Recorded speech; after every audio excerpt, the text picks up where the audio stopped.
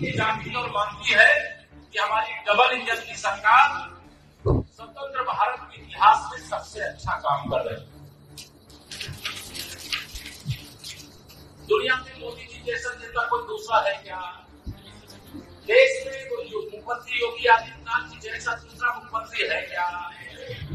जब देश का नेता हमारा दुनिया का सबसे शक्तिशाली प्रभावशाली और प्रदेश के हमारे मुख्यमंत्री जब पूरे देश के मुख्यमंत्रियों की तुलना हो तो उसने सबसे अच्छा काम किया जा रहा है, तो पीछे होना चाहिए कि आगे होना चाहिए?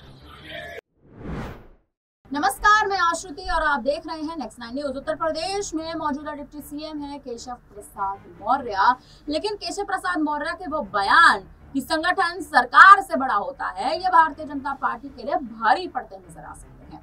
ये हम इसलिए भी कह रहे हैं क्योंकि केपी मौर्य बयान तो कई देते हैं, लेकिन योगी आदित्यनाथ के खिलाफ उनके बयान जो है वो सुर्खियों में बने रहते हैं। जिस हिसाब से योगी आदित्यनाथ केशव प्रसाद मौर्य के साथ मिलकर तमाम जनसभाओं को संबोधित करते नजर आए थे, 2022 के विधानसभा चुनाव के बाद भी केशव प्रसाद मौर्य ही वो शख्स थे जो राजनीति में एक बड़ा बदलाव लाना चाहते थे। डिप्टी सीएम की गद्दी नहीं चाहते थे मुख्यमंत्री की गद्दी, लेकिन बीजेपी आला कमान का वो बड़ा निर्णय और गद्दी सौंप दी गई योगी आदित्यनाथ को। योगी आदित्यनाथ को वो गद्दी सौंपने के बाद केशव प्रसाद मौर्य को तो बड़ा झटका लगा ही था, लेकिन उसी के साथ साथ अगर देख लिया जाए तो अब केशव प्रसाद मौर्य वो रणनीतियां बदलने का प्रयास कर रहे हैं। उन रणनीतियों में कहीं ना कहीं एक अहम बदलाव लाने का प्रयास कर रहे हैं। इसी के चलते हाल ही में केशव प्रसाद मौर्य एक बड़ा ऐलान भी करते नजर आए।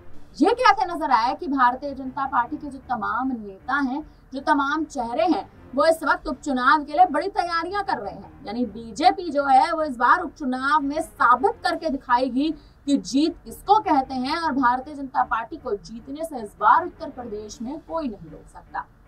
सीधे तौर पर योगी आदित्यनाथ का नाम तो नहीं लिया, लेकिन प्रधानमंत्री मोदी और अमित शाह के पक्ष में बोलते जरूर नजर आए कि मोदी शाह की जो रणनीतियां हैं वो उत्तर प्रदेश में धर्म की राजनीति हो या फिर उत्तर प्रदेश में बीजेपी हो, जीत दर्ज ही करवा के रहेगी।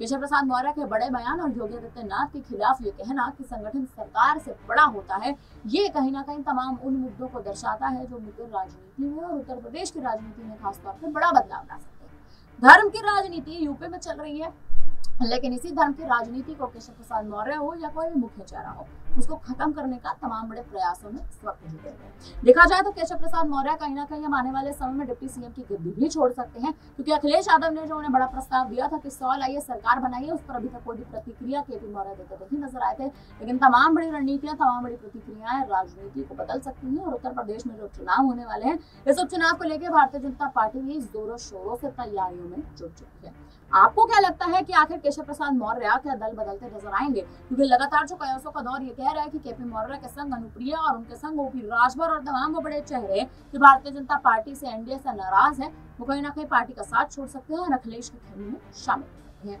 फिलहाल आपकी इस पर क्या राय है, आप हमें कमेंट करके जरूर बताएं। तमाम बड़ी खबरों के लिए आप बने रहिए हमारे साथ, देखते रहिए नेक्स्ट टाइम।